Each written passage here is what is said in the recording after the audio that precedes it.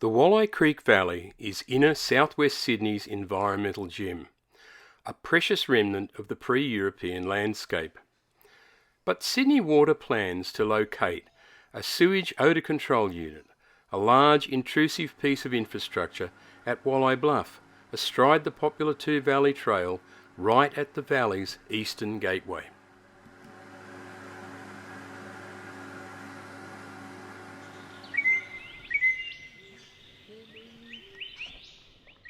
Since the COVID pandemic, usage of the 4.5 kilometre tract through the valley has soared 250% as residents of the surrounding suburbs and Greater Sydney flock to quality local recreation and environmental experiences.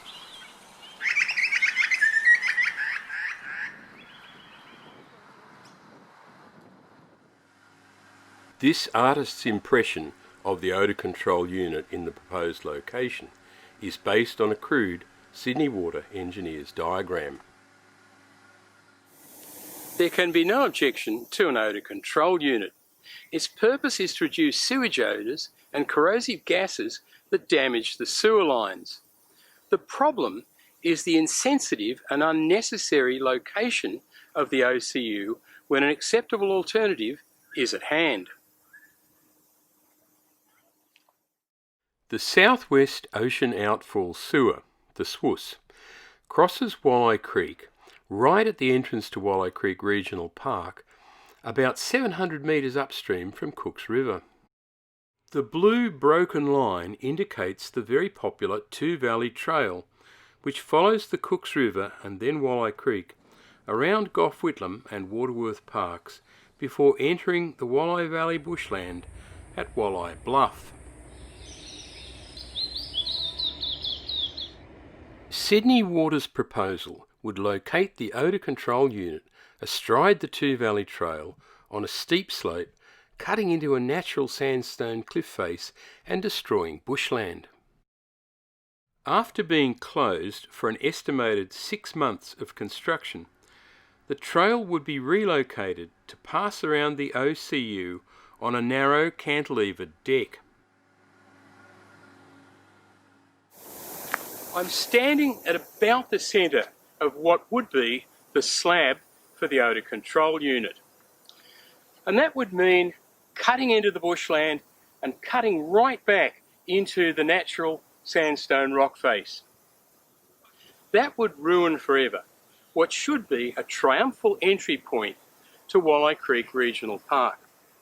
But it doesn't have to be that way, because just over there, next to the SWOOS, the government owns a parcel of land that's big enough for the OCU. Over there, it could be placed lower down, tucked away out of sight, screened by native vegetation. Minor interagency land swaps and the acquisition of a single residence provide a solution. Instead of being confronted by an ugly and intrusive piece of industrial plant, the visitor would be welcomed by a formal entry to Walleye Creek Regional Park, featuring a viewing platform with information about the valley's natural features and the late Victorian sewer aqueduct that crosses Walleye Creek immediately below. The Southwest Ocean Outfall Sewer, the SWOOS, is heritage listed by the Commonwealth and New South Wales governments. This section, completed in 1896, was a major feat of public health infrastructure engineering.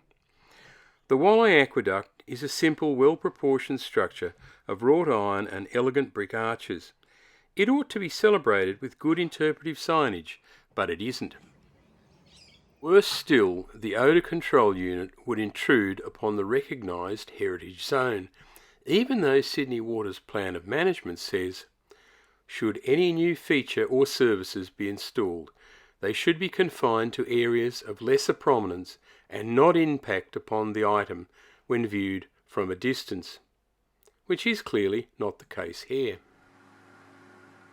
At places like Johnston's Creek and along the Cooks River, Sydney Water is working on or has completed some excellent and expensive waterway restoration projects, It jars that its environmental reputation would be compromised by an ugly, intrusive and unnecessary solution at Walleye Creek. There is an alternative site for the OCU that avoids the negative impacts of Sydney Water's proposal. It has significant advantages, and it opens the way for a fitting entry point to Walleye Creek Regional Park. It can be made to happen if the Water Minister and the government want it to happen. Please help us convince them.